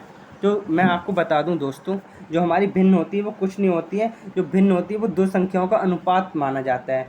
भिन्न को दो संख्याओं का अनुपात माना जाता है। जैसे कि अभी आपने देखा परिमेय संख्या, जैसे परिमेय संख्या है, परिमेय संख्या ही एक भिन्न है। मतलब परिमेय संख्या को व्यक्त करने के लिए हम भिन्न का यूज करते हैं, किसका, फ्रैक्शन का यूज करते हैं परिमेय संख्या को व्यक्त करने के लिए। ये आप याद रख सकते हैं। और इसका जो ऊपर वाली जो वैल्यू होती है जैसे पी है, या जैसे ये क्या दी है अभी, जैसे अभी मैंने आपको बताया पी बटे क्यू, इस टाइप से जो हम लिखेंगे अनुपात में जो लिखेंगे वही हमारी फ्रैक्शन होती है। और फ्रैक्शन से मतलब कहीं ना कहीं हम कह सकते हैं जो भिन्न होती है, जो फ्रैक्शन होती है वो हमारी रेशनल नंबर अर्थात परिमेय संख्या को व्यक्त करने का एक तरीका है, जो कि अभी मैंने बताया था परिमेय संख्या। तो इसमें जो ऊपर वाला होता है पी, इसे हम कहते हैं अंश। हिंदी में हम क्या कहते हैं भाई, अंश कहते हैं। और इंग्लिश में हम क्या कहते हैं भाई, न्यूमरेटर कहते हैं। इंग्लिश में न्यूमरेटर कहते हैं और हिंदी में अंश कहते हैं। और नीचे वाले को हिंदी में हर कहते हैं और इंग्लिश में क्या कहते हैं भाई, डिनोमिनेटर कहते हैं। क्या कहते हैं, डिनोमिनेटर कहते हैं। तो जो हमारी फ्रैक्शंस होती हैं वो कई प्रकार की होती हैं, कई टाइप की होती हैं। हमारी फ्रैक्शन कई प्रकार की होती हैं। उसमें से जो इम्पोर्टेंट प्रकार हो सकते हैं, इम्पोर्टेंट जो टाइप्स हैं भिन्न के, वो मैं आपको बता दे रहा हूँ। जैसा कि अभी मैंने बताया जो हमारा पी होता है, पी बटे क्यू, तो पी जो होता है वो हमारा अंश अर्थात न्यूमरेटर होता है और नीचे वाला डिनोमिनेटर होता है ना, नीचे वाला हर अर्थात डिनोमिनेटर होता है। तो जिस भिन्न में, जिस फ्रैक्शन में जो डिनोमिनेटर होता है वो बड़ा होता है, डिनोमिनेटर जो होता है वो बड़ा होता है, कहीं ना कह सकते हैं डी ग्रेटर देन एन होता है। मतलब डिनोमिनेटर न्यूमरेटर से बड़ा होता है। जो हमारा हर होता है वो क्या होता है, अंश से बड़ा होता है। वो हमारी जो होती है वो क्या होती है हमारी, वो हमारी प्रॉपर फ्रैक्शन होती है। जिसमें न्यूमरेटर छोटा होता है और डिनोमिनेटर बड़ा होता है वो हमारी क्या होती है, प्रॉपर फ्रैक्शन होती है। जैसे कि अगर मैं आपको एग्जांपल बता दूं, जैसे 1/2, 2/3, 4/5। इसमें आप देख रहे हैं जो हमारे नीचे वाला जो हर है, जो डिनोमिनेटर है वो अंश से बड़ा है। वो क्या है, अंश से बड़ा है, न्यूमरेटर से बड़ा है डिनोमिनेटर। तो ये हमारी हो गई, क्या हो गई, प्रॉपर फ्रैक्शन हो गई, उचित भिन्न हो गई। तो ये तो उचित भिन्न के हमारे उदाहरण हो गए। इसके अलावा इम्प्रॉपर फ्रैक्शन इसका जस्ट उल्टा है। इसमें जैसे अभी हमने देखा था प्रॉपर में जो डिनोमिनेटर जो हर है वो बड़ा होता है, लेकिन इम्प्रॉपर में क्या होता है, जो अंश होता है न्यूमरेटर जो होता है वो बड़ा होता है। तो अगर हम इम्प्रॉपर के एग्जाम्पल देख लें तो इस टाइप से हो जाएगा 4/3, 5/2, 5/2 है ना, और 6/5। इस टाइप से आप इसमें देख पा रहे होंगे जो हर है वो अंश से छोटा है, जो हर है वो अंश से छोटा है। तो ये हमारी क्या हो जाएगी, इम्प्रॉपर फ्रैक्शन हो जाएगी। ये फ्रैक्शन होगा, यहाँ पे स्पेलिंग मिस्टेक थोड़ी हो गई है, तो ये हमारी अनुचित भिन्न हो जाएगी। ठीक है, इसके बाद आशा करता हूँ प्रॉपर फ्रैक्शन और इम्प्रॉपर फ्रैक्शन आपको समझ में आ गई होगी। प्रॉपर फ्रैक्शन में क्या होता है, डिनोमिनेटर अर्थात हर जो होता है हमारे अंश से बड़ा होता है। इम्प्रॉपर में अंश हमारा हर से बड़ा होता है अर्थात न्यूमरेटर हमारा डिनोमिनेटर से बड़ा होता है। आगे अब हम देख लेते हैं मिक्स्ड फ्रैक्शन। मिक्स्ड फ्रैक्शन अर्थात मिश्रित भिन्न। मिश्रित भिन्न कुछ इस टाइप की होती है, जैसे 2 सही 1/3, 2 सही 1/3। ये हमारी क्या होती है, मिश्रित भिन्न। हम कह सकते हैं जो हमारी प्रॉपर फ्रैक्शन होती है। प्रॉपर फ्रैक्शन में अगर हम कोई प्राकृतिक संख्या जोड़ दें, मल्टीप्लाई कर दें, तो वो हमारी क्या हो जाती है, मिक्स्ड फ्रैक्शन। और मिक्स्ड फ्रैक्शन हमारी किस टाइप से लिखी जाती है, इस टाइप से लिखते हैं 2 सही 1/3 या 5 सही 2/3। इस टाइप से जो लिखी जाती है वो हमारी क्या होती है, मिक्स्ड फ्रैक्शन। अब आती है बारी लाइक फ्रैक्शन। लाइक फ्रैक्शन समान भिन्न। समान भिन्न क्या होती है, समान भिन्न में एक्चुअली कुछ नहीं होता है। जो डिनोमिनेटर जो होता है, जो हमारा अंश होता है, जैसा कि आपको पता है P/Q में जो ऊपर वाला होता है वो अंश होता है, नीचे वाला क्या होता है भाई, हर होता है। इंग्लिश में ऊपर वाला न्यूमरेटर और नीचे वाला डिनोमिनेटर होता है। तो जो इसमें डिनोमिनेटर अर्थात हर होता है वो सबका सेम होता है। तो अगर मैं इसके एग्जाम्पल देखूँ, मान लो ये 3 है, सबके हर क्या है, 3 है। और ऊपर मान लो 2 है, 5 है, 7 है और 8 है, इस टाइप से। तो नीचे ऊपर वाले जो है अंश जो है वो तो चेंज हैं, लेकिन जो डिनोमिनेटर है वो सेम है। तो ये हमारी क्या हो जाएगी, लाइक फ्रैक्शन हो जाएगी। और इसका उल्टा अनलाइक फ्रैक्शन, जो अनलाइक फ्रैक्शन वो होती है जिसमें क्या होता है, हर जो होते हैं चेंज होते हैं। जो इसके जो डिनोमिनेटर होता है वो 3 की जगह, सेम ना होने की जगह अलग अलग हो। जैसे यहाँ पे 3 दिया तो यहाँ पे एक जगह 3 दिया है, यहाँ पे 4 दिया है, यहाँ पे 5 दे दिया होता, मतलब 2/4, 2/3, 5/4, 7/5। तो ये हमारी हो जाती है अनलाइक फ्रैक्शन। तो अब हम देख लेते हैं इससे रिलेटेड क्वेश्चन। इससे रिलेटेड क्वेश्चन जो है वो अब हम देख लेते हैं। इसके ऑप्शन दूसरे पेज पे दिए थे, इसलिए हमने थोड़ा छोटा कर लिया इसे, कोई बात नहीं है। निम्नलिखित में से कौन सा उचित भिन्न नहीं है, निम्नलिखित में से कौन सी उचित भिन्न नहीं है, ये हमसे पूछा गया है। तो मैं आपको बता दूं, निम्नलिखित में से कौन सी नहीं है हमारी जो प्रॉपर फ्रैक्शन नहीं है, वो हमसे पूछा गया है। ठीक है, अब हम तो इसका जो राइट आंसर होगा, जैसा कि अभी मैंने आपको बता ही दिया है, क्या बता दिया अभी, प्रॉपर फ्रैक्शन कौन सी होती है और इम्प्रॉपर फ्रैक्शन कौन सी होती है। तो जैसा कि अभी मैंने बताया, इसमें प्रॉपर फ्रैक्शन में क्या होता है, ऊपर वाला क्या होता है, अंश होता है, नीचे वाला हर होता है, न्यूमरेटर और डिनोमिनेटर इस टाइप से होते हैं। तो जिसमें डिनोमिनेटर अर्थात हर जो होता है वो बड़ा होता है, वो हमारी प्रॉपर फ्रैक्शन होती है। क्योंकि इसमें पूछा गया उचित भिन्न नहीं है, प्रॉपर फ्रैक्शन नहीं है, वो हमसे पूछा गया है। तो हम देख लेते हैं इसमें कौन सी नहीं है। तो 2/5 इसमें हम देख रहे हैं हर जो है वो बड़ा है, तो कहीं ना कहीं प्रॉपर फ्रैक्शन है। 3/7 ये भी हमारी प्रॉपर फ्रैक्शन है। 4/3, 4/9 ये भी हमारी प्रॉपर फ्रैक्शन है। लेकिन जो 4/3 है ये हमारी इम्प्रॉपर फ्रैक्शन है। इसमें क्या है भाई, जो हमारा अंश है वो बड़ा है और जो हमारा हर है वो छोटा है, तो ये तो भाई इम्प्रॉपर फ्रैक्शन हो गई। तो ये हमारा जो है राइट आंसर हो जाएगा, option number C will be the right answer. आगे बढ़ते हैं नेक्स्ट क्वेश्चन।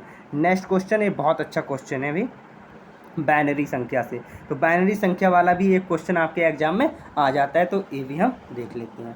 अब इसमें दिया है बाइनरी संख्या कुछ इस टाइप से दी है, वो दशमलव संख्याओं में बदलें। तो इसको बदलने के लिए मैं आपको बता दूं, बहुत एक आसान तरीका है, बता दे रहा हूं। और फिर इसका उल्टा जो दशमलव संख्या होती है उसको बाइनरी संख्या में कैसे चेंज किया जाता है वो भी मैं आपको बताने वाला हूँ। फिलहाल तो जो अभी हमसे क्वेश्चन पूछा गया हम उसको हल करते हैं। क्या दिया है, 1 0 1 0 0 1, यही तो हमारा दिया है भाई। तो इसके लिए हम निकालने के लिए इसको जो दशमलव संख्या में हम बदलेंगे, तो इसे किस टाइप से बदलते हैं हम देख लेते हैं। तो सबसे पहले हम लिखते हैं 1। अब हम इसमें क्या करेंगे, 2 से मल्टीप्लाई करते जाएंगे, दुगना करते जाएंगे। तो उसके नीचे लिखते जाएंगे 1 और 2, 1 दूनी 2 और 2 दूनी 4 और 4 दूनी 8 और 8 दूनी 16 और 16 दूनी 32। तो अब हम जो 0 0 दिया है उसके नीचे वाले हम कट कर देंगे, 0 के नीचे वाले हम क्या कर देंगे, कट कर देंगे। अब जो 1 के नीचे वाले बचे हैं वो हम सब कर लेंगे क्या, प्लस। वो हम क्या कर लेंगे भाई, प्लस कर लेंगे। अब अगर हम इनको प्लस करते हैं तो हमारा क्या आ रहा है, 32 और 8 40, 40 और 1 41। तो 41 जो होगा वो हमारी दशमलव संख्या आ गई। ये जो बाइनरी नंबर है इसकी जो दशमलव संख्या है वो हमारी 41 हो जाएगी। तो इस क्वेश्चन का जो राइट आंसर हो जाएगा 41, option number D will be the right answer. अब अगर आपको दे दी जाए दशमलव संख्या, मान लीजिएगा 41 ही है, मान लीजिए 41 ही आपको दशमलव संख्या दे दी गई है और आपसे बाइनरी संख्या पूछा गया है, तो आप उसको निकालने के लिए क्या करेंगे, तो उसको कुछ इस टाइप से करेंगे। हम इस टाइप से जैसे एलसीएम निकालते हैं ना, करते हैं ना, भाग करते हैं, तो इस टाइप से करेंगे। हम 2 से क्या करते जाएंगे, भाग करते जाएंगे, और जिसमें हमें शेष बचेगा उसको हम 1 लिख लेंगे। अब अगर हम 2 से भाग करेंगे तो हमारा क्या आ जाएगा, 2 दूनी 4 और 2 क्या आएगा, 2 दूनी 4 आ जाएगा और 0 आ जाएगा। तो ये हमारा एक शेषफल बच रहा है, यानी कि हम इसे 1 लिख लेंगे। फिर हम इसे 2 से करेंगे तो फिर क्या आ जाएगा, 2 दशावन क्या आ जाएगा भाई। अब इसमें हमारा कोई भी शेष नहीं बचा तो अब हम 0 लिख लेंगे। फिर उसके बाद क्या आ जाएगा, 5 2 पंजे 5, इसमें भी कोई शेष नहीं बचा, इसमें भी क्या नहीं हुआ, कोई शेष नहीं बचा। तो देख लेते हैं, इसमें भी हमारा कोई शेष नहीं बचा, तो ये भी हमारा 0 आ जाएगा। एक बार फिर से मैं थोड़ा सा, क्योंकि पूरे पेज पे आ नहीं पा रहा है इसलिए थोड़ा थोड़ा छोटा लिख के मैं कर लेता हूँ। मान लीजिएगा 41 आपकी क्या है, कोई दशमलव संख्या दी है। अब हमसे पूछा गया है बाइनरी संख्या, बाइनरी संख्या आपसे पूछी गई है, तो हम क्या करेंगे, 2 से इसे डिवाइड करते जाएंगे तो 20 आ जाएगा। एक हमारा शेष बचेगा तो हम इसे इधर लिख लेंगे। अब हम 2 से डिवाइड करेंगे तो हमारा 2 दशावन आ जाएगा, तो हमारा कोई भी शेष नहीं बचेगा। जब कोई शेष नहीं बचेगा तो हम 0 लिख लेंगे। फिर हम 2 पंजे करेंगे, फिर हमारा कोई शेष नहीं बच रहा है तो हम 0 लिख लेंगे। फिर 2 दूनी 4 करेंगे 2 दूनी 4 करेंगे तो हमारा एक शेष बच रहा है, तो हम इसे 1 लिया। अब 2 एकम 2 आ रहा है, तो हमारा क्या हो रहा है, कोई शेष नहीं बच रहा है। अब हम क्या करेंगे भाई, अब जो हमारा नीचे से हम लिखेंगे, अब हम क्या करेंगे, नीचे हमारा ये क्या आ रहा है, बन आ रहा है, ये हमारा बन आ रहा है। तो अब हम इसको इस टाइप से लिखेंगे, इस टाइप से हम ऊपर की तरफ लिखते जाएंगे। तो हमारा सबसे पहले क्या है, बन, ये बन है, फिर उसके बाद क्या है, 0, फिर उसके बाद ये बन है, फिर उसके बाद 1 0 2 0 2 0 है, फिर उसके बाद बन। अब आप देख लीजिएगा इस क्वेश्चन में 1 0 1 0 0 यही तो दिया है, यही तो दिया है भाई। हमारा क्या आया अभी, 1 0 1 0 0, यही तो हमारा आया 41 का। 41 जो दशमलव संख्या है उसका बाइनरी नंबर हमारा यही आया था, यही तो आया। तो अब आप आशा करता हूँ आपको अगर दशमलव संख्या दी होगी तो दशमलव से आप बाइनरी संख्या भी निकाल सकते हैं, और अगर आपको बाइनरी संख्या दी है तो दशमलव संख्या भी आप निकाल सकते हैं। तो आगे बढ़ते हैं। अगर आपको समझ में आ रहा है तो आप क्लास को लाइक करें और अपने दोस्तों के साथ शेयर करें, और अगर आप चैनल पे नए हैं तो चैनल को सब्सक्राइब जरूर कर लीजिएगा, ठीक है। तो आगे बढ़ते हैं next question. Next question, question number 16। 25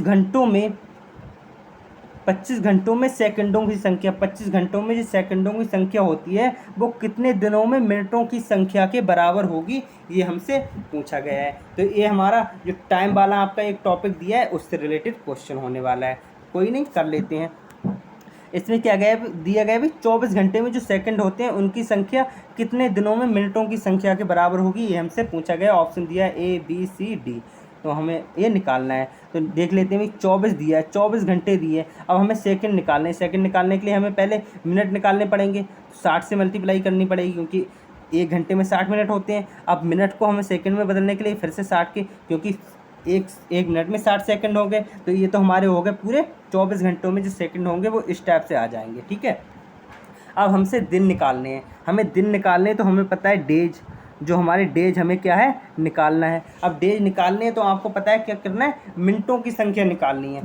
तो एक दिन में कितने भी घंटे होते हैं, 24, और 24 घंटे में कितने मिनट होते हैं, मतलब 1 मिनट में क्या होते हैं, 60 मिनट होते हैं। 1 घंटे में 60 मिनट होते हैं, तो हम कहीं ना कहीं ये एक दिन के क्या आ गए, मिनट आ गए। 24 से हम अगर 60 की गुणा कर लेते तो हमारे ये मिनटों की संख्या आ गई। एक दिन में मिनटों की संख्या 24 गुणा 60 आ गई। अब हम इसको कैलकुलेट कर लेते हैं, और 24 से 24 कट रहा है, 60 से हमारा 60 कट गया। अब हमारा क्या आ गया भाई, डेज हमारे कितने आ गए, 60 डेज आ गए। तो हमारा 60 डेज जो है हमारा आंसर आ गया। अब 55 दिन ये तो हो नहीं सकता, 70 दिन ये भी नहीं हो सकता। अब 3 महीने में तो 90 दिन होते हैं, लेकिन 2 महीने हो जाएगा, क्योंकि 2 महीने में क्या होते हैं, 60 दिन।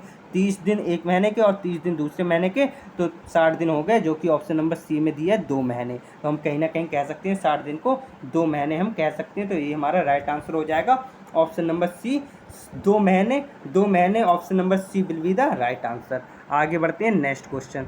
नेक्स्ट क्वेश्चन जो हमारा है वो जियोमेट्री से, किससे भी, जियोमेट्री से, जो कि आपका इंपॉर्टेंट टॉपिक होने वाला है आपकी एग्जाम के पॉइंट ऑफ व्यू से। ये भी हम देख लेते हैं।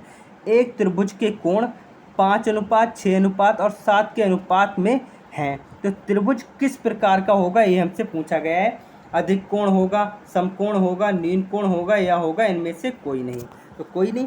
अब आपको पता है ये हमें कोणों का अनुपात दिया है, हमें क्या दिया है, कोणों का अनुपात दिया है। और आपको पता है किसी भी त्रिभुज के अगर सारे कोणों का योग देखा जाए तो वो कितना होता है भाई, 180 होता है। त्रिभुज के अंदरूनी कोणों के जो योग होता है वो कितना होता है भाई, 180 होता है। तो अगर हम इस अनुपात को x मान लें, मान लो 5 को 5x, 6 को 6x, और सबको जोड़ते चले जाएं 7x, और हमारे कोणों का जो योग होगा वो हमारा 180 होता है। तो 5 6 11 और 7 18, x बराबर कितना हो जाएगा, 180। तो अब हम देख रहे हैं 18 एकम 18 और ये 0, तो x बराबर जो हमारा आ गया वो कितना आ गया, 10। तो हम कह सकते हैं जो हमारा 5 है वो 50 हो जाएगा, और जो 6 है वो 60 हो जाएगा, और जो 7 है वो 70 हो जाएगा, ठीक है। तो अब आप देख रहे हैं, एक चीज़ देखते होंगे इसमें, जो देख रहे हैं जो कोण है इसके, कोई भी कोण 90 से ना तो ज़्यादा है और ना ही 90 है। और आपको पता है अगर किसी भी त्रिभुज का एक कोण 90 के बराबर है तो वो समकोण होता है। तो क्योंकि इसमें कोई भी कोण 90 के बराबर तो है नहीं, तो ये समकोण तो हो नहीं सकता। और अगर कोई कोण 90 से ज़्यादा होता है, किसी भी त्रिभुज का अगर एक कोण 90 से ज़्यादा है तो वो त्रिभुज कौन सा कहलाता है भाई? अधिक कोण त्रिभुज कहलाता है। तो ये भी नहीं है क्योंकि इसमें 90 से ज़्यादा नहीं है। और अगर आपको पता है अगर कोई भी कोण 90 से ज़्यादा नहीं है, 90 से सारे कोण कम है, क्योंकि त्रिभुज में 3 कोण होते हैं और तीनों कोण अगर 90 से कम है तो वो हमारा नील कोण त्रिभुज कहलाता है। क्या कहलाता है? नील कोण त्रिभुज, एक्यूट एंगल ट्रायंगल। क्योंकि इसमें दिए सब कम है तो ये हमारा जो है राइट आंसर हो जाए option number C. C will be the right answer. तो इसका जो राइट आंसर है वो हो जाएगा option number C. C will be the right answer. आगे बढ़ते हैं नेक्स्ट क्वेश्चन। नेक्स्ट क्वेश्चन जो होगा हमारा कौन सा है देख लेते हैं हम। नेक्स्ट क्वेश्चन हमारा कौन सा है अभी देख लेते हैं। नेक्स्ट क्वेश्चन हमारा of question number 18। Question number 18 क्या कह रहा है देख लेते हैं। यदि x और y विषम संख्याएं हैं, x और y क्या है? विषम संख्याएं हैं, तो निम्नलिखित में से कौन सा सम संख्या होगा? कौन सा सम संख्या होगा? मतलब हमसे एक है कोई दो संख्या है x और y, वो दोनों विषम है, तो इनमें से कौन सा सम संख्या ही आएगा ये सब करने पे। तो अगर हम मान लें एक, x को मान लें 1 और y को मान लें 3, तो ये भी हमारी विषमी संख्या तो है। तो देख लेते हैं इसमें कौन सा सम संख्या आ रहा है। तो अगर हम देखें a को, तो a क्योंकि 1 है, x हमारा 1 है और प्लस 3, तो ये हमारा 1 और 3 4 आ गया। तो कहीं ना कहीं देख रहे हैं इसका जो आंसर जो हो जाएगा वो a ही हो जाएगा। लेकिन फिर भी हम दूसरे ऑप्शन चेक कर लेते हैं। इसमें क्या दिया है भाई? 1 प्लस 3, मतलब जो हमने एक्स वाई मान ली और प्लस 1 कर लेंगे तो ये तो 5 आ गया। तो 5 तो हमारी विषम संख्या होती नहीं, ये हमारी विषम संख्या होती है, ये सम तो होती नहीं क्योंकि हमसे सम पूछा गया है। तो 4 हमारी जो है सम संख्या हो जाएगी। और एक्स बाई 1 गुणा 3 अगर हम कर दें तो हमारा 3 आ रहा है, ये भी हमारी विषम संख्या आ रहा है, सम संख्या नहीं आ रहा, तो ये भी हमारा ऑप्शन नहीं होगा। और 3 एकम 3 प्लस 2 5, 5 भी हमारी विषम संख्या है, सम संख्या नहीं है, तो ये भी नहीं होगा, ये भी नहीं होगा, ये भी नहीं होगा। आंसर जो होगा हमारा option number A. Option number A will be the right answer. क्योंकि आप कोई भी विषम संख्या ले लीजिएगा। चलो आपको अगर आपको ये नहीं लेनी, 1 और 3 नहीं लेनी, कोई बात नहीं, आप 5 और 7 ले लीजिएगा। 5 और 7 ले लीजिएगा, 5 और 7 को जोड़ेंगे तब भी हमारा क्या आ रहा है? 7 5 12 आ रहा है, ये भी हमारा क्या आ रहा है? सम संख्या आ रहा है। तो ए विल बी द जोड़ने पे हमारा, और कोई दो संख्या हम जोड़ेंगे, विषम संख्या जोड़ेंगे तो हमारा सम संख्या आ जाएगा। तो option number A will be the right answer. आशा करता हूँ आपको समझ में आ गया होगा। तो आगे बढ़ते हैं नेक्स्ट क्वेश्चन। नेक्स्ट क्वेश्चन हमारा क्वेश्चन नंबर 19। क्वेश्चन नंबर 19 हमारा क्या कह रहा है देख लेते हैं। वर्ग में सममिति की कितनी रेखाएं होती हैं? How many lines symmetry are there in the square? आपको पता है स्क्वायर कैसा होता है भाई? स्क्वायर कुछ इस टाइप का होता है, इस टाइप का होता है। आपको पता है स्क्वायर की जो हमने भुजा मानी, तो मान लो अगर एक भुजा ए मान ली तो आपको पता है सारी भुजाएं बराबर होती हैं। सारी भुजाएं क्या होती हैं? बराबर होती हैं। तो वर्ग में सिमेट्री पूछा है, कितनी भुजाएं सिमेट्री होंगी, कितनी भुजाएं? सिमेट्री का मतलब आप ये समझ लीजिएगा एक जैसी। अगर कोई दो लोग एक जैसे दिख रहे हैं तो वो कह सकते हैं वो सिमेट्री हैं, वो सिमेट्री का रूल फॉलो करते हैं। तो इसमें हम देख रहे हैं ये वाली भुजा इसकी जैसी है, ये वाली भुजा भी इसकी जैसी, मतलब कहीं ना कहीं इसकी चारों भुजाएं जो हैं एक जैसी हैं, चारों लाइनें क्या हैं? एक जैसी हैं। तो इसमें पूछा है सिमेट्री मतलब कौन सी, इसमें कौन कौन सी लाइन, कितनी लाइनें ऐसी हैं जो एक जैसी हैं। तो हम देख रहे हैं इसकी जो जितनी भी लाइनें हैं वो सारी एक जैसी हैं। तो 1 2 3 4, 4 लाइनें हैं, तो चारों की चारों एक जैसी हैं। तो इस क्वेश्चन का जो आंसर हो जाएगा वो तो हो जाएगा 4। इस क्वेश्चन का क्या हो जाएगा? आंसर 4 हो जाएगा। अगर आपसे दिया होता समबाहु त्रिभुज, अगर आपको समबाहु त्रिभुज दिया होता, इसमें पूछ लिया जाता सिमेट्री लाइंस कितनी है, तो क्योंकि आपको पता है सिमेट्री मतलब एक जैसा होना, जो भी एक जैसी लाइन होंगी भाई हमारी सिमेट्री लाइन होगी। तो समबाहु त्रिभुज में सारी लाइनें बराबर होती हैं। तो 1 2 3 तीनों लाइनें बराबर हैं, एक जैसी हैं, तो इसका आंसर जो हो जाएगा वो 3 हो जाएगा। इसका अगर हमसे समबाहु त्रिभुज पूछ लेता तो इसका जो हो जाता 3 हो जाता। सॉरी। और अगर आपसे आप ये समझ लिए कोई भी सम बहुभुज दे दे, कोई भी सम बहुभुज दे दे, तो उसमें जितनी भुजाएं होंगी उतनी सिमेट्रिक लाइन होंगी, तो उतनी सिमेट्रिक क्या होंगी? लाइन होंगी। अगर आपसे मान लो सम षटभुज दे दिया, सम षटभुज आपको दे दिया, तो इसमें सम षटभुज मतलब सम मतलब समान, और इसमें हमसे सिमेट्री का मतलब आपको पता है, मैंने बताया समान एक जैसा होना। तो एक जैसी लाइनें 1 2 3 4 5 6, इसमें 6 लाइनें एक जैसी हैं, सिमेट्रिक हैं। तो इसकी जो सिमेट्रिक लाइन होंगी, इसमें जो सममिति की कितनी रेखाएं होंगी वो होंगी 6। तो मतलब जितने भी समबाहुभुज होंगे उसकी जितनी भुजाएं होंगी वो सिमेट्री की लाइनें उतनी ही होंगी। तो आगे बढ़ते हैं next question, question number 20। Sorry, question number 20 हमारा क्या कह रहा है, देख लेते हैं। यदि 2 अंकों की संख्या में संख्याओं का स्थान बदल दिया जाए और मूल संख्या में नए नंबर को घटा दिया जाए तो परिणामी संख्या किसके द्वारा पूर्णतः विभाजित होगी? 11 से विभाजित होगी, 5 से, 9 से या 2 से? तो देख लेते हैं एक बार। हमने मान लो कोई संख्या हमने 32 मान ली, मान लो 32 मान ली। अब हमसे क्या कह रहा है, इसकी उल्टी अगर यदि 2 अंकों की संख्या में संख्याओं के स्थान को बदल दिया जाए, तो अगर हमें स्थान बदल दिया जाए तो हम इस टाइप से कर लेंगे, पहले 2 बाद में 3। अब हमसे क्या कह रहा है, घटा दिया जाए, जो मूल संख्या है उसमें से इस संख्या को घटा दें, तो हमारा क्या आ रहा है अभी, हमारा घटाने पे आ रहा है 9। 12 में से 3 गए 9 आ रहा है, और 2 में से 2 गए 0, मतलब कहीं ना कहीं 9 आ रहा है। तो हम कह सकते हैं 9 से डिविजिबल है। लेकिन हम एक संख्या को देख के हम किसी भी चीज़ को प्रूव नहीं करेंगे। दूसरी संख्या देख लेते हैं, मान लेते हैं 44 देख लेते हैं। अब 43 का उल्टा क्या होता है, 34। 43 का उल्टा क्या होता है, 34।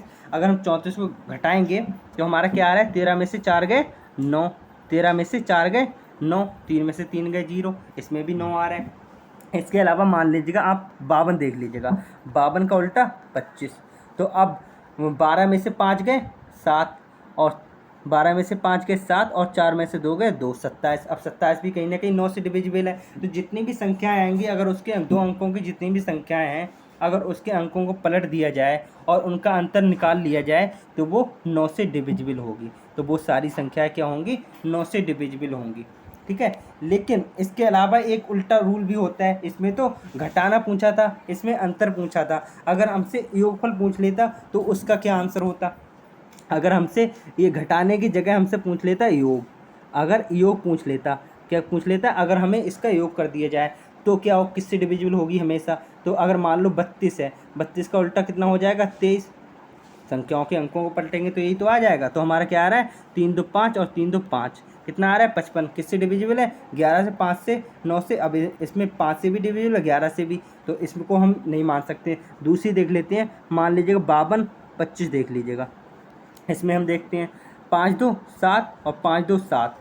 अब हम कह सकते हैं, इसके अलावा एक संख्या और देख लीजिए, मान लीजिए 43 ही देख लीजिएगा, 43 ही देख लीजिएगा। तो 4 3 7 और 4 3 7, फिर हमारा 77 आ गया। तो कहीं ना कहीं जितनी भी संख्याएं हैं, अगर उनके अंकों को बदल दिया जाए, 2 अंकों की संख्याओं के अंकों को बदल दिया जाए और उनका योग अगर निकाल लिया जाए तो वो किससे डिविजिबल होगा, वो हमेशा 11 से डिविजिबल होगा ही होगा। किसी और संख्या से हो जाए वो एक अलग बात है, लेकिन 11 से हमेशा डिविजिबल होगा ही होगा 100%। ठीक है। तो अगर आपसे अंतर पूछ ले तब भी आप कर देंगे, योग पूछ ले तब भी आप आसानी से कर देंगे। तो आगे बढ़ते हैं नेक्स्ट क्वेश्चन। नेक्स्ट क्वेश्चन जो है क्वेश्चन नंबर 21। क्वेश्चन नंबर 21 क्या कह रहा है, देख लेते हैं हम। एक नक्शे के पैमाने पर 1 सेंटीमीटर 20 किलोमीटर को दर्शाता है। मतलब कोई नक्शा है हमारे भारत का, तो उसमें शहरों के नाम दिए हैं, एक ये है, एक ये है, एक ये है। तो इसमें जो सेंटीमीटर में दिए गए हैं, तो उसमें 1 सेंटीमीटर हमारा कितने, 20 किलोमीटर के बराबर दिया गया है। 1 सेंटीमीटर हमारा 20 किलोमीटर के बराबर दिया गया है। यदि नक्शे पर 2 शहरों के बीच की दूरी 62.5 सेंटीमीटर है, तो 2 शहरों के बीच की दूरी क्या होगी, ये हमसे पूछा गया है।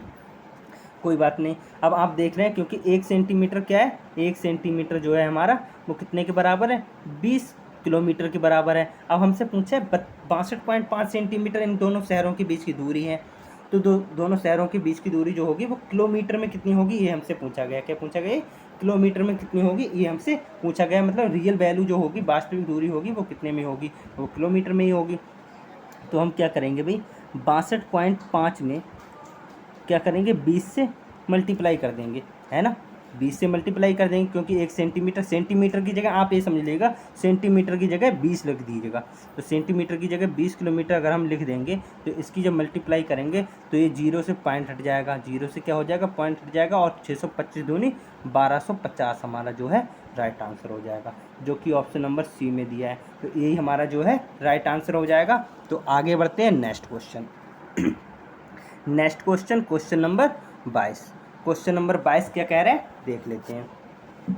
यदि 2 संख्याओं का योग तथा अंतर क्रमशः 36 और 4 हैं, तो संख्याओं का गुणनफल ज्ञात कीजिए। मान लीजिए कोई संख्या x है और कोई y है, उसका योग कितना दिया है भाई, 36, और अगर उसका अंतर देख लिया जाए तो उसका अंतर कितना दिया है भाई, उसका आंसर दिया है 4। तो अगर हम इसको निकालना है तो हम इसको जोड़ लेते हैं, तो हमारा 2x हो जाएगा और बराबर 40 हो जाएगा। इस टाइप से हमारा जो x बराबर आ जाएगा, क्या आ जाएगा, 20 आ जाएगा।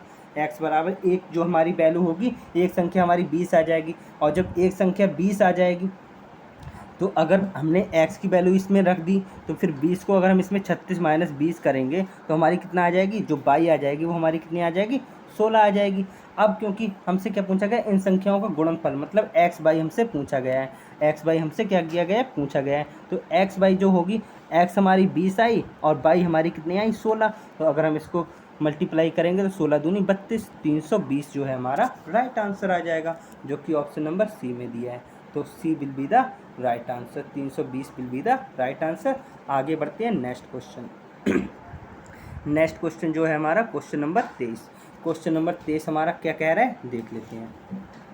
एक स्कूल के सभागार में कुल विद्यार्थियों में से 2/7 लड़कियां हैं। यदि लड़के लड़कियों से 111 अधिक हैं, जो लड़कों की संख्या है लड़कियों की संख्या से 111 अधिक है, तो इस स्कूल के सभागार में कितने लड़के बैठे हैं, ये हमसे पूछा गया है। कोई बात नहीं, ये 2/7 दिया है, 2/7 दिया मतलब मान लो टोटल तो 7 ही होंगे। टोटल जो विद्यार्थी होंगे वो 7 होंगे। तो अगर हम इसमें देख लें, इसमें अगर हम देखें जो लड़कियां हैं, इधर लड़कियां गर्ल्स लिख लेते हैं, इधर हम लिख लेते हैं बॉय। तो लड़कियां जो हमारी हैं वो कितनी है, 2/7, यानी कि लड़कियां हम मान लो 2 हैं, तो लड़के हमारे कितने बचे भाई, 5। टोटल 7 हैं, तो 2 लड़कियां हैं तो 5 लड़के बचे होंगे। अब हमसे ये क्या कह रहे हैं, यदि लड़कों की संख्या लड़कियों से 111 अधिक है, मतलब इनका जो अंतर है वो कितना है भाई, 3 है। और ये कह रहा है 3 नहीं है, ये 111 है। कितना ज़्यादा है भाई, 111 है। तो 111 अगर हम 3 के बराबर हम कर दें तो किसी को कोई प्रॉब्लम होने वाली नहीं है और होनी भी नहीं चाहिए। तो हम इससे क्या करेंगे, एक यूनिट की वैल्यू निकाल सकते हैं। 3 एकम 3 और 3 3 9 और फिर क्या होगा, 3 7 21, मतलब हमारी एक यूनिट की जो वैल्यू हो जाएगी वो क्या हो जाएगी, 37 आ जाएगी। अब हमसे क्या पूछा गया है, how many boys are there in the auditorium of this school. जो सभागार है उसमें कितने लड़के हैं, तो लड़के आपने देखे 5 हैं। जब 5 लड़के हैं और एक की वैल्यू दी है 37 के बराबर, तो इसकी जब हम मल्टीप्लाई करेंगे 5 से, तो 5 7 35, 5 7 35 और 5 3 15 और 3 18, 185। 185 जिस ऑप्शन में होगा वही हमारा राइट आंसर हो जाएगा। तो ए में नहीं है, बी में नहीं है, सी में नहीं है, तो ये तो हमारे तीनों कट गए। तो इसका ऑप्शन नंबर डी है, वो नेक्स्ट पेज पे दिया है। तो नेक्स्ट ऑप्शन नंबर डी जो है हमारा राइट आंसर हो जाएगा, 185 will be the right answer. अब आगे बढ़ते हैं नेक्स्ट क्वेश्चन। अब नेक्स्ट क्वेश्चन पे बढ़ने से पहले हम कुछ चीज़ें देख लेते हैं जो कि हमें पता होनी चाहिए, जो कि हमें क्या होनी चाहिए, पता होनी चाहिए। देख लेते हैं। Milli centi deci metre deca hecto kilo, ठीक है, ये इंग्लिश में भी है हिंदी में भी है। तो मैं आपको बता दूं, मिली सेंटी डेसी इस टाइप के क्वेश्चन आपके आ जाते होंगे, लेकिन अभी आपको ये देख के कुछ शायद समझ में ना आता हो, तो मैं आपको बता दूं, अगर आप किलो से इस तरफ आएंगे, मतलब राइट साइड से अगर आप लेफ़्ट साइड में जाएंगे तो आपको क्या करना पड़ेगा, 10 की गुणा करनी पड़ेगी। ऐसे क्या करनी पड़ेगी, 10 की गुणा करनी पड़ेगी। अगर इधर जाएंगे तो आपको 10 की गुणा करनी पड़ेगी। मतलब कहने का ये है, अगर आपको 1 किलो में कितने हेक्टो हैं ये देखना है, मान लो 1 किलो में कितने हेक्टो हैं ये देखना है, तो इसका मतलब ये होगा 10 हेक्टो होंगे। 1 किलो बराबर 10 हेक्टो होंगे।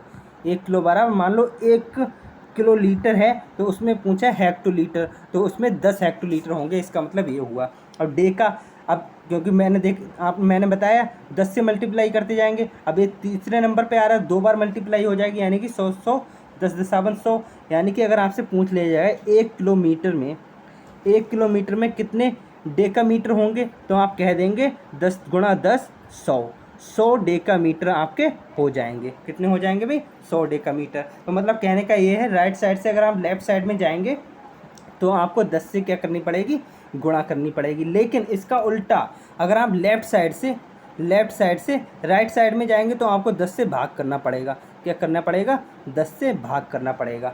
अगर आप राइट साइड में जाएंगे तो आपको 10 से क्या करना पड़ेगा, भाग करना पड़ेगा। सॉरी, क्या करना पड़ेगा भाई, अगर लेफ़्ट साइड से राइट साइड में जाएंगे 10 से भाग करना पड़ेगा। जैसा कि अभी मैंने बताया, मान लीजिएगा आपका 10 मिली है, 10 मिली है, 10 मान लो 10 ml कोई चीज़ है, कोई चीज़ 10 ml है, मिलीलीटर है, कोई चीज़ 10 मिलीलीटर है, तो उसमें पूछे कितनी डेसीमीटर है, कितने डेसीमीटर है ये पूछा जाए तो आप क्या करेंगे भाई, आपको पता है इसमें क्या करना पड़ेगा, या आपसे सेंटीमीटर पूछ लिया जाए, जैसे 10 मिलीलीटर है इसमें कितने सेंटीमीटर होंगे ये आपसे पूछा गया है, तो जैसा कि मैंने बताया आप इधर से इधर जाएंगे तो आपको क्या करना पड़ेगा, 10 से भाग करना पड़ेगा। तो अगर आप इसमें 10 से भाग करेंगे तभी आपका सेंटीलीटर में आ जाएगा, 10 से भाग करेंगे तो हमारा क्या आ जाएगा, 1 सेंटीलीटर, एक क्या आ गया सेंटीलीटर, तो यही हमारा राइट आंसर होगा। मतलब कहने का ये है मिलीलीटर से आप इधर जाएंगे तो 10 से भाग करेंगे, और अगर किलो से अपोजिट साइड में आएंगे मतलब लेफ्ट साइड, राइट साइड से लेफ्ट साइड में जाएंगे तो 10 से गुणा होगी, और राइट साइड से जो हमारा मिलीलीटर है, मिलीलीटर से किलोलीटर की तरफ जाएंगे, मतलब लेफ़्ट साइड से अगर आप राइट साइड में जा रहे हैं तो 10 से क्या करना होगा, भाग, और अगर राइट साइड से लेफ़्ट साइड में आ रहे हैं तो 10 से क्या करनी पड़ेगी, गुणा करनी पड़ेगी, तो हमारा आ जाएगा। अब चाहे जितनी बार भी, अब 1 2 3, अगर आपको 1 किलोलीटर मान लीजिएगा कोई चीज़ 1 किलोमीटर है, 1 किलोमीटर है, अब आपसे पूछा जाए मीटर, मीटर में कितने होंगे, तो आपको पता है 10 से गुणा की, फिर इधर आने के लिए 10 से गुणा की, अब इधर से इधर आने के लिए भी 10 से गुणा करनी पड़ेगी, मतलब 3 बार हमें 10 की गुणा करनी पड़ेगी, 10 दसावन 100 दसावन 1000, मतलब हम कह सकते हैं 1 किलोमीटर में कितने होंगे भाई, 1000 मीटर होंगे। अब अगर इधर जाना हो तो फिर हमें 10 से मल्टीप्लाई करनी होगी, इधर जाना हो 10 से मल्टीप्लाई, इधर जाना हो तो 10 से मल्टीप्लाई, इस टाइप से हम कर लेंगे। इसको याद करने के लिए आप क्या करेंगे भाई, आप ऐसे कर सकते हैं MCD और MDH, MCD MDH के, MDH मसाला वाला भी मैंने फार्मूला बताया था, MCD MDH के मिली, सेंटी, डेसी और फिर मीटर, और क्या आ गया भाई, डेका, हेक्टो और किलो, इस टाइप से आप कर सकते हैं। अगर मैं आपसे पूछ लूँ 5000 जो मिलीग्राम है, एम का मतलब mg का मतलब मिलीग्राम, 5004 मिलीग्राम को अगर हमें ग्राम में बदलना है तो हमें क्या आएगा इसका आंसर। अब जैसा कि मैंने आपको बताया, अगर आप लेफ़्ट साइड से राइट साइड में जाएंगे तो आपको क्या करना पड़ेगा भाई, भाग करना पड़ेगा।